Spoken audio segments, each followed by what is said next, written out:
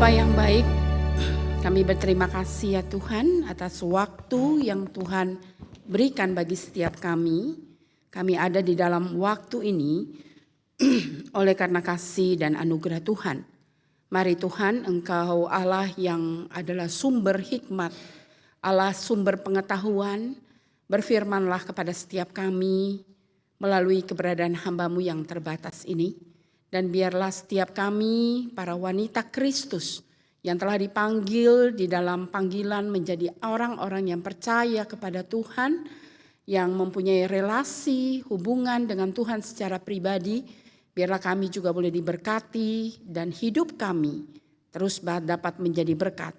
Kami berterima kasih Tuhan karena Engkau Allah yang hidup mengasihi kami dan Engkau tidak pernah meninggalkan kami. Berkatilah waktu ini dalam nama Tuhan Yesus kami sudah berdoa. Amin. Halo ibu-ibu, apa kabar? Baik ya. Ya, bersyukur kepada Tuhan seperti yang Ci Ican katakan tadi ya, kita udah bisa memasuki bersama tahun yang baru. Banyak orang sudah tidak bisa masuk ya, bukan masalah mau tidak mau, masalah keterbatasan waktu yang Tuhan memang sudah berikan. Kalau saudara pernah nonton satu film namanya Time gitu ya. Saya nggak tahu apakah ibu-ibu suka nonton film-film begitu ya. Jadi memang sedikit berhayal, filmnya fiktif gitu ya. Time itu menceritakan tentang orang-orang yang mereka itu harus membeli waktu. Semakin kaya orang itu maka dia akan semakin mampu membeli waktu yang banyak. Artinya hidupnya panjang. Lalu dikelompokkanlah satu kota itu seperti gitu ya, ada batasan. Jadi ada antara satu kota dengan kota yang satunya sisi yang lain, katakanlah utara dan selatan, itu ada satu pemisah, dijaga dengan ketat luar biasa. Nah orang sini itu orang-orang yang kaya. Jadi mereka punya waktu yang banyak, bahkan mereka bisa menjual waktu gitu ya. Orang sini itu orang yang miskin. Nah satu waktu dalam adegan film itu diceritakan ada seorang ibu itu dia berlari, waktu timingnya dia calling anaknya, dia bilang waktu saya itu tinggal sedikit gitu ya. Kamu di mana? Dia bilang, Mam saya ini lagi banyak waktu. Anaknya itu baru saja ketemu sama orang yang lagi dicari gitu ya. Orang yang dicari ini hidupnya udah terancam, lalu dia memberi waktu itu kepada pemeran utamanya, aktornya ya. Dia memberikan waktu, jadi orang ini yang miskin ini tiba-tiba dia punya banyak sekali waktu gitu ya. Nah waktu dia dengar mamanya time limited, waktunya sudah sangat terbatas. Saudara itu cerita nelongsoh rasanya gitu ya. Jadi mamanya itu di pintu itu udah mati. Kenapa? Waktunya habis. Anaknya di sini. Padahal kalau timenya tepat dia kayak kasih tangannya aja mamanya akan mengambil otomatis kayak ada jam gitu ya. Ada alat yang kemudian kalau ditempelin aja waktu itu bisa beralih, gitu ya. Itu nggak nyampe. Di situ mamanya mati, saudara. Wah, sedih hatinya, ya. Jadi betapa waktu itu sepertinya sesuatu yang waktu itu mahal, gitu ya. Saudara dan saya punya waktu yang mahal nggak? Hah? Nggak ada yang berani jawab. Takut ditanya ya. Mahal nggak waktunya kita? Kita mau baca firman Tuhan dulu deh ya, baru nanti kita. Nah, Yohanes 4 ayat 13 sampai 17. Saya bacakan buat kita yang ini ya. Nanti nextnya Efesus kita baca bersama dan juga Amsal. Yang Yohanes saya bacain. Jadi sekarang hai kamu yang berkata hari ini atau besok kami berangkat ke kota Anu dan di sana kami akan tinggal setahun dan berdagang serta mendapatkan untung. Sedang kamu tidak tahu apa yang akan terjadi besok. Apakah arti hidupmu? Hidupmu itu sama seperti uap yang sebentar lagi kelihatan lalu lenyap. Sebenarnya kamu harus berkata, jika Tuhan menghendakinya, kami akan hidup dan berbuat ini dan itu. Tetapi sekarang kamu memegahkan diri dalam congkakmu dan semua kemegahan yang demikian adalah salah.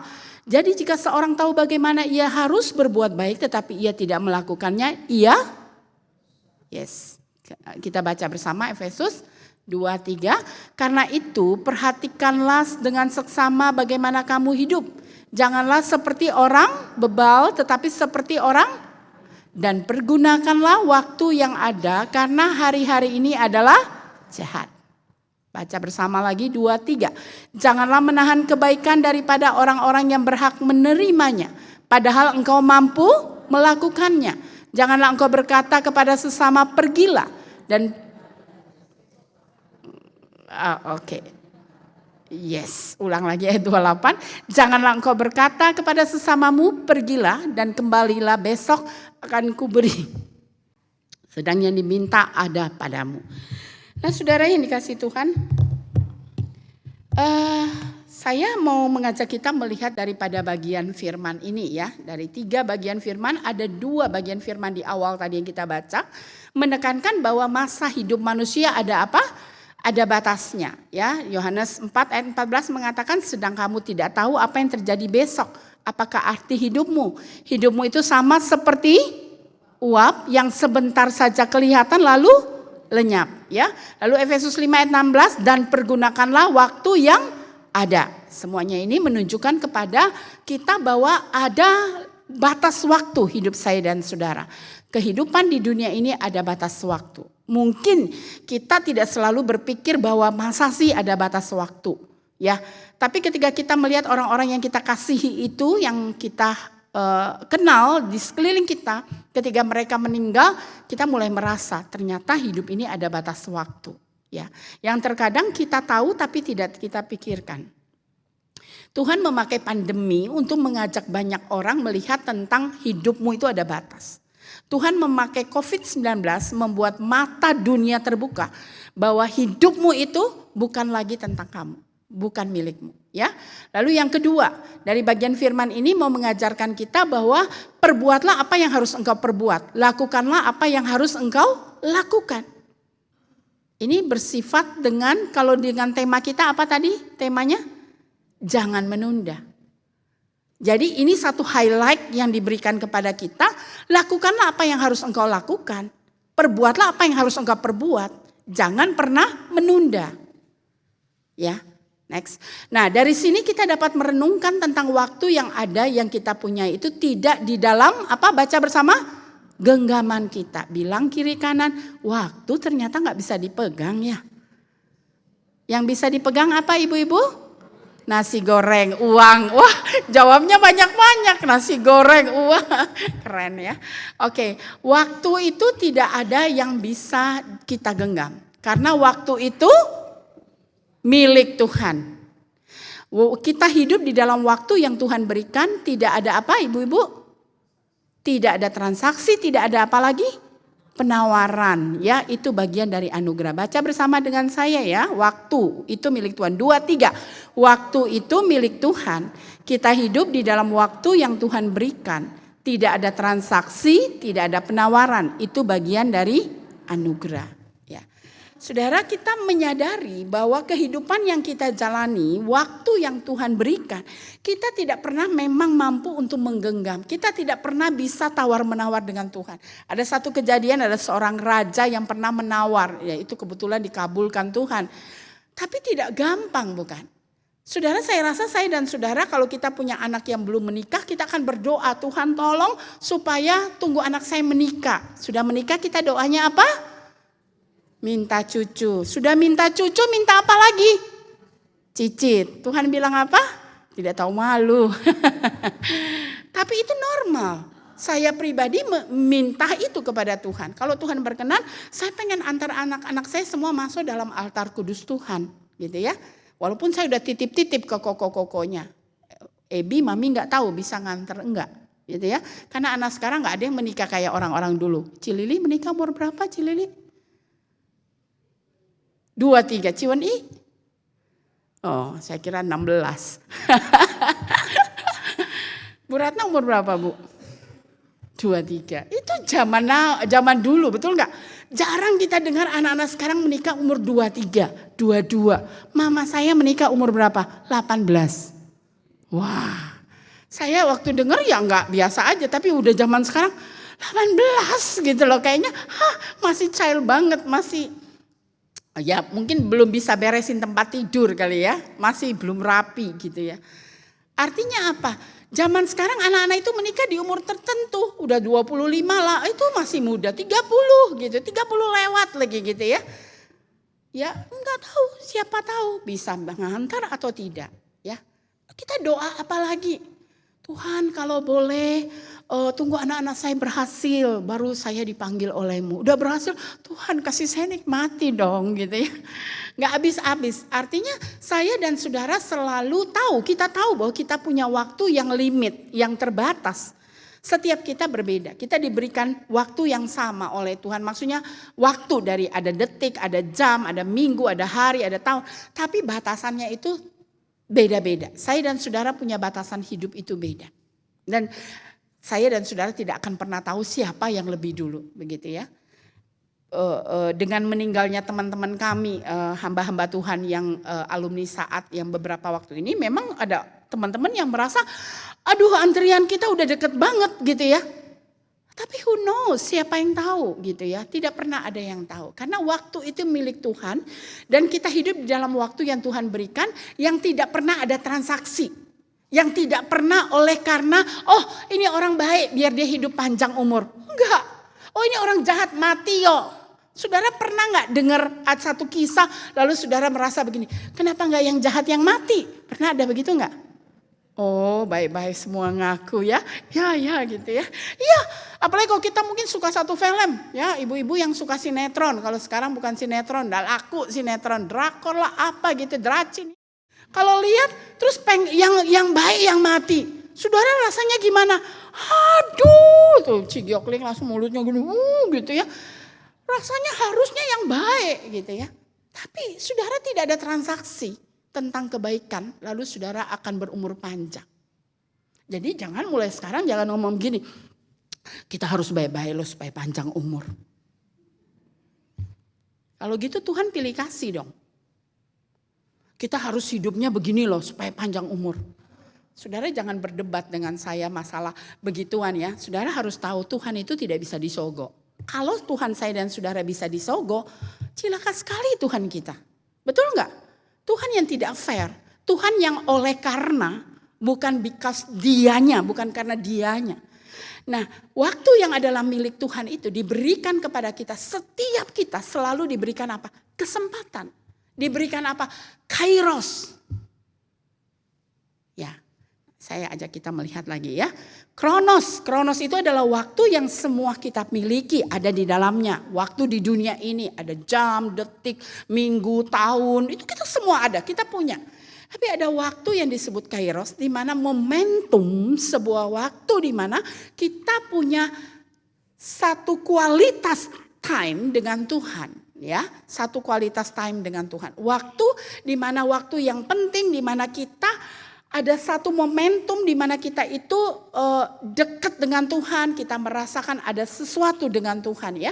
Tuhan yang berbicara kepada kita, Tuhan yang membawa kita dari dunia yang fana menuju pada kekekalan. Ya. Nah, waktu kairos ini yang paling penting. Kenapa? Kairos ini bicara tentang satu kualitas hidup anak-anak Tuhan. Jadi kalau kita membuka dari firman Tuhan, ada yang disebut dengan bahasanya disebut dengan kronos, lalu ada yang disebut dengan kairos gitu ya. Nah, kairos itu adalah waktu di mana Tuhan mau kita melihat itu menjadi satu momen yang sangat penting kita dengan Tuhan. Saudara, ketika saya memikirkan tema jangan menunda, saya menjadikan ini menjadi awal tahun tema ini dengan sebuah pemikiran begini. Kita memasuki tahun yang baru. Waktu kita itu gak banyak-banyak banget saudara. Mungkin saya dan saudara ada di antara kita cuma punya 2 tahun di dunia ini. Mungkin ada yang punya 1 tahun. Mungkin ada yang masih punya 5 tahun. Mungkin ada yang masih 10 tahun. Who knows? Gak ada satu orang pun yang tahu. Jangan saudara pikir karena kita rajin ke gereja, kita beribadah, kita taat, waktu kita masih panjang. Enggak ada yang tahu. Tidak pernah ada yang tahu. Jangan saudara pikir orang yang sakit, yang lumpuh atau maaf stroke atau mungkin terbaring lama, oh dia pasti duluan daripada saya. Tidak ada jaminan itu saudara. Sewaktu-waktu saya dan saudara bisa pergi. Karena kita tidak pernah tahu limitednya Tuhan. Ya, dikatakan begini, saya bacakan ulang ya Yohanes, Tetapi sekarang kamu memegahkan diri dalam congkakmu dan semua kemegahan yang demikian adalah salah. Jadi jika seorang tahu bagaimana ia harus berbuat baik tetapi ia tidak melakukannya, ia berdosa. Karena itu perhatikanlah dengan seksama bagaimana kamu hidup. Jangan seperti orang bebal tetapi seperti orang apa? Arif. Dan pergunakanlah waktu yang ada karena hari-hari ini jahat. Saudara merasa enggak saudara makin berada dalam dunia yang sangat jahat? Dunia yang kejam. Saya baru aja kemarin di Pak Jenik putar YouTube, saya ikut nonton ya. Ada satu anak muda, saya rasa dia udah berkeluarga mungkin ya.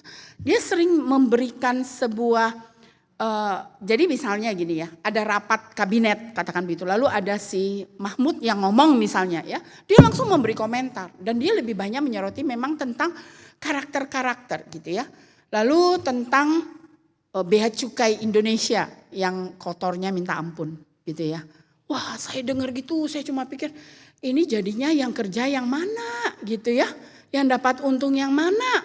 Terus laporan tentang ekspor impor yang 10 ton, tiba-tiba ternyata yang diterima itu 100 ton. Lalu uang yang 90 ton itu kemana gitu ya.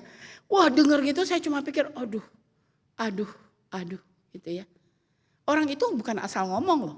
Mereka ngomong berdasarkan apa? Ya berdasarkan apa yang mereka selidiki.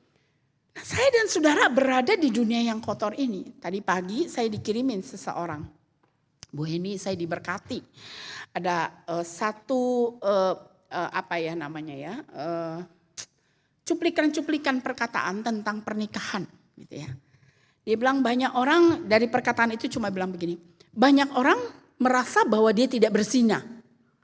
Tapi dia tidak tahu pada waktu dia membuka YouTube, dia mengagumi cowok atau cewek di dalamnya dan dia membayangkan kalau Alkitab bilang itu persinahan. Betul? Ya. Lalu dia bilang lagi, banyak orang tidak tahu bahwa hidup suci itu menyangkut kepada mata, telinga dan mulut, gitu ya. Kenapa?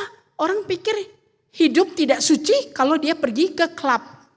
Dia bermain perempuan, dia bermain mungkin berganti pasangan dan sebagainya. Padahal ketidaksucian itu begitu sangat dekat dengan hidup kita. Ya. Saudara, ketika saya membaca ini saya senyum. Ya, senyum bukan berarti saya merasa ini pengetahuan baru. Enggak, ini pengetahuan lama. Tapi saya pikir seberapa awarenya kita menyadari bahwa saya dan saudara berada dalam sebuah dunia yang sangat-sangat menggoda kita. Kehidupan dunia yang mencoba terus melepaskan kita dari genggaman Tuhan. Mencoba terus menjauhkan kita dari kasih karunia Tuhan. Mengajak kita untuk malas ke gereja. Mengajak kita untuk terus menilai orang lain. Mengajak kita untuk tidak bersyukur atas apa yang kita punya. Mengajak kita untuk terus memperhatikan keburukan orang lain. Mengajak kita untuk mengeluh. Mengajak kita untuk banyak sekali saudara. Dunia itu terus mau menarik kita. Walaupun kita berjubah kebaktian. Kita berjubah ibadah. Kita berjubah merenungkan firman. Tapi kalau kita tidak melekat sama Tuhan. Itu kurang ajarnya iblis. Dia berusaha terus tarik kita. Dia berusaha terus menggoda kita. Dia berusaha terus menjatuhkan kita. Dengan berbagai alasan yang paling rohani pun dia bisa bikin saudara. Itu kan pada waktu dia godain Adam dan Hawa. Alasannya bagus gak? Kalau jelek kira-kira Hawa ikut gak? Ayo alasannya apa? Main ngangguk, main goyang kepala, lupa alasannya. Alasannya apa?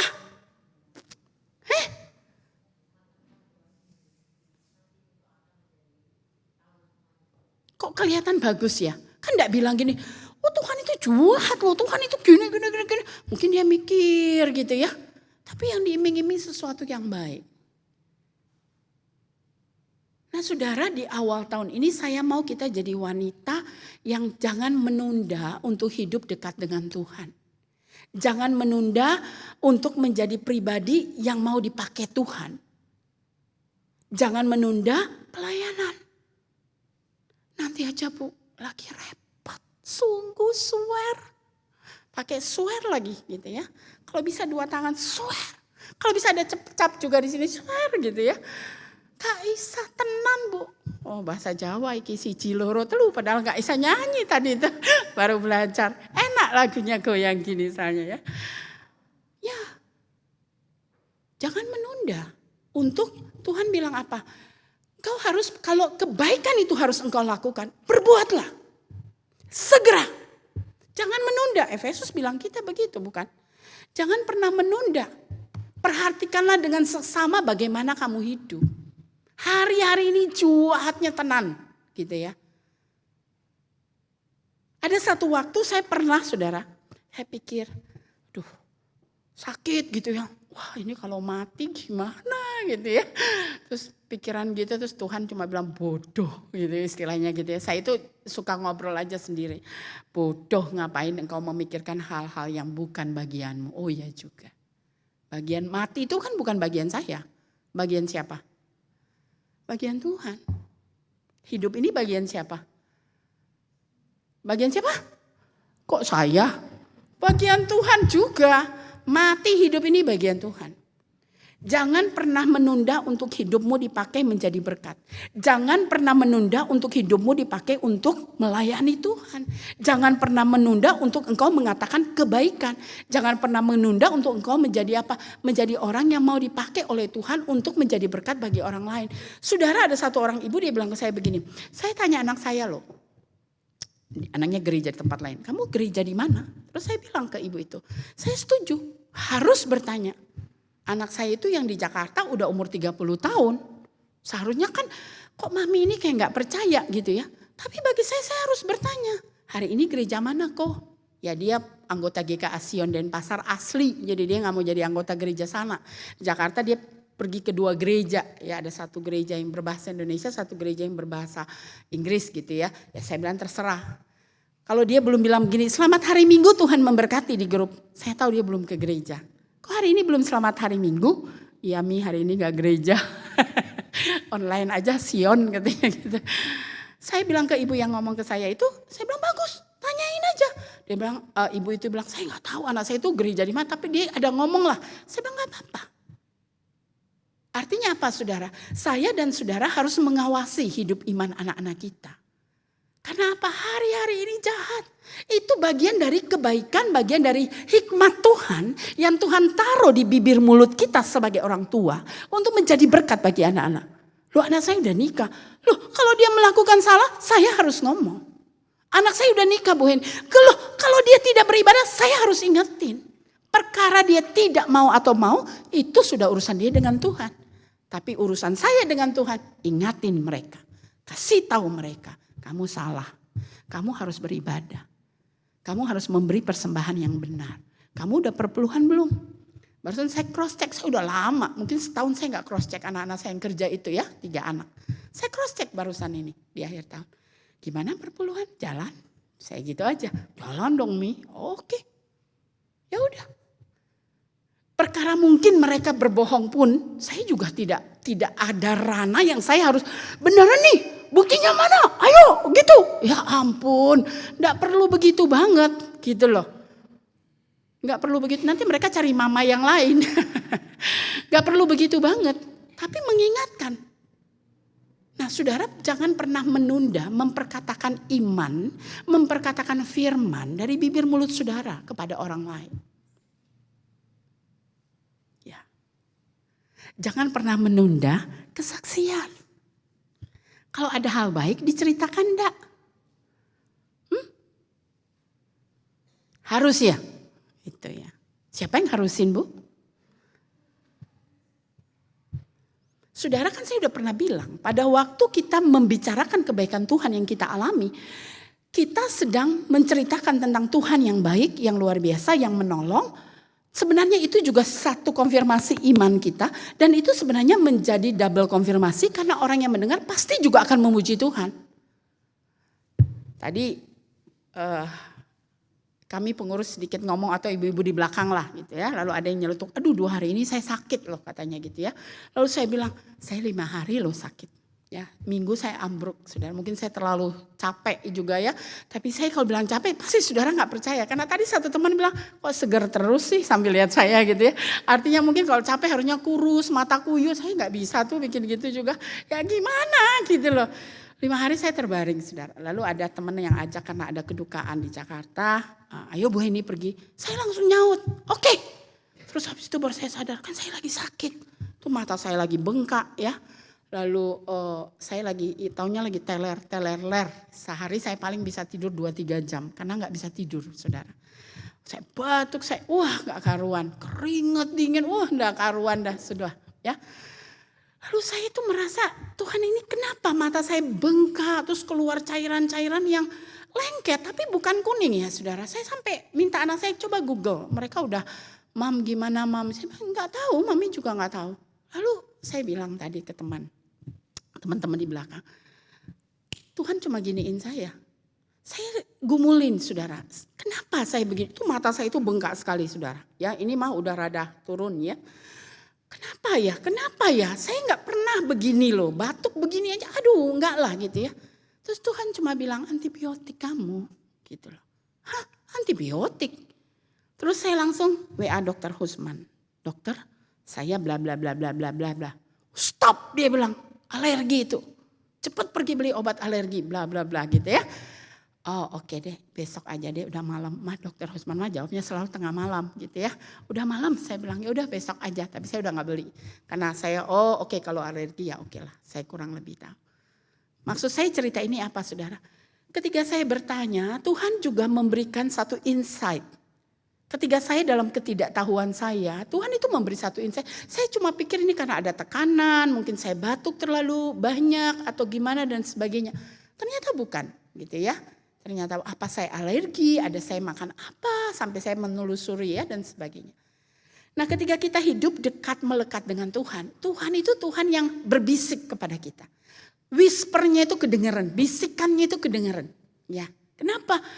Ya bukan berarti tiba-tiba ada suara yang bilang, ini kamu tahu gak kenapa kamu begitu? Ya enggak lah. Ya, tapi ada whisper yang silent. Ada bisikan yang diam, tenang, tapi saya dan saudara tahu ini dari Tuhan. Ini dari Tuhan. Wow, luar biasa. Ya. Jadi ketika saya dan saudara mendapat whisper atau bisikan dari Tuhan, jangan pernah menunda. Lakukan yang harus kamu lakukan. Kerjakan yang harus kamu kerjakan. Minggu lalu pendeta Jenny khotbah tentang church in the city. Gereja di atas bukit ya, on the city, sorry. Saya baru tadi apresiasi ke Adrian. Saya bilang, Adrian kamu punya IG bagus banget. Ya, dia menangkap apa yang dimaksud pengkhotbah dan dia membuat menjadi IG. Siapa sih yang punya IG? Kalau udah gini gak ngaku dah. Punya, turun tangan. Siapa yang sudah add IG-nya, sudah masuk ke IG-nya GKA Sion? Sudah, oke. Siapa yang belum? Bertobatlah, kerajaan Allah udah dekat. Enggak. Ayo dong, masuk dong. Saudara akan dikuatkan melalui hariannya, saudara. Dari apa yang dituturkan, ya, dari apa yang dipaparkan. IG boleh dong, tampil foto boleh. Tapi saudara juga harus rohana sedikit. Harus rohani sedikit, jangan rohana aja. Apa? Ya, saudara dari IG saudara mungkin saudara bisa mulai menampilkan hal-hal yang bersifat rohani, yang jadi berkat bagi saudara. Satu waktu anak muda penata layan dia tanya saya gini, Bu Heni, belakangan ini Bu Heni kenapa? Hah? Maksudnya Bu Heni ada masalah? Enggak, ada pergumulan Bu. Udahlah Bu, bilang aja, Ibu gak usah cerita, saya doain. Enggak, benar gak ada. Kenapa kamu pikir begitu? Dia bilang statusnya Bu Heni itu loh, tentang Tuhan itu menolong Tuhan. Ya status aja loh, kok kamu pusing? Dia bilang, biasa kan orang status karena ada pergumulan, status karena saudara tahu status ya, status karena saya bilang enggak, sebenarnya saya udah lama enggak kirim status. Cuma ada beberapa anak muda juga ngomong ke saya, Bu Heni kok lama sih, saya selalu diberkati loh dengan statusnya Bu Heni. Karena statusnya saya kata anak saya yang kecil, Ya statusnya ibu pendeta katanya begitu ya. Statusnya rohani sekali. Saya bilang lalu mami mau status apa? Senyum gitu kan, tidak lucu gitu kan. Tapi ya saudara saya pikir ya udah kalau orang diberkati kenapa saya tidak menjadi berkat gitu loh. Nah hari ini saya mau ngajak kita ayo ibu-ibu jangan menunda misi Tuhan untuk engkau dan saya menjadi berkat. Untuk engkau dan saya menjadi garam dan terang. Jangan menunda ketika ada talent dalam dirimu dan Tuhan mau engkau pakai untuk melayani dia. Jangan menunda. Mari kerjakan keselamatan itu dengan baik, dengan giat, dengan antusias. Seolah-olah tidak ada hari lagi besok. Hanya ada hari ini, aku akan melakukannya. Who knows, besok saya sudah tidak ada. Siapa tahu, tidak tahu. Tidak ada yang tahu, saudara. Ibu-ibu yang dikasih Tuhan, saya berharap setiap kita boleh menjadi pribadi yang kembali boleh dibangkitkan dalam hidup iman kita dengan Tuhan ya.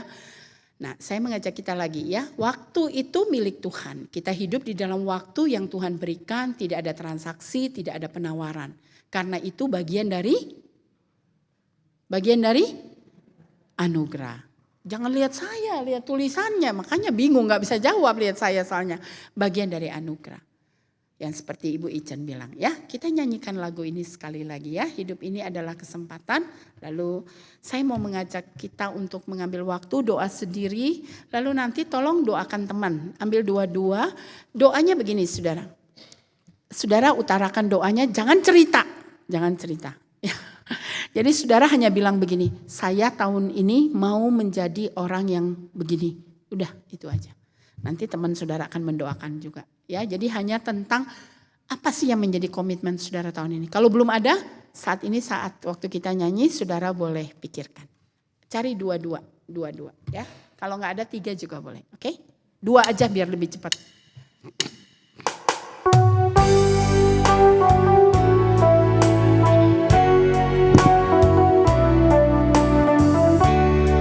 Saudara doa secara pribadi dulu ya. Hidup ini adalah kesempatan. Hidup ini untuk melayani Tuhan. Jangan sia-siakan waktu yang Tuhan beri. Hidup ini hanya sementara. Hidup ini adalah kesempatan. Hidup ini untuk melayani Tuhan. Jangan sia-siakan waktu yang Tuhan beri. Hidup ini harus jadi berkat. Jadikan ini doa kita. Oh Tuhan, pakailah hidupku selagi aku masih kuat. Bila saatnya nanti ku tak berdaya lagi, hidup ini sudah jadi berkat. Oh Tuhan, pakailah hidupku selagi aku masih kuat. Bila saatnya nanti ku tak berdaya lagi, hidup ini sudah jadi berkat. Saudara silakan menundukkan hati saudara di hadapan Tuhan. Saudara katakan kepada Tuhan kalau saudara benar-benar percaya bahwa dalam diri saudara ada banyak hal yang Tuhan mau dipakai untuk melayani dan menjadi berkat bagi kemuliaan-Nya. Maka katakan, Tuhan, ini aku Tuhan. Saya merasa saya tidak tahu apa yang menjadi talenta saya. Saya tidak mengerti apa yang menjadi tujuan Tuhan dalam hidup saya. Tapi kalau memang Tuhan mau pakai saya, maka saya tidak akan pernah mau menunda. Saya mau hidup ini menjadi berkat. Saya mau hidup ini menjadi bagian daripada tujuan kerajaan Allah ada di tengah-tengah muka bumi ini. Silakan doa.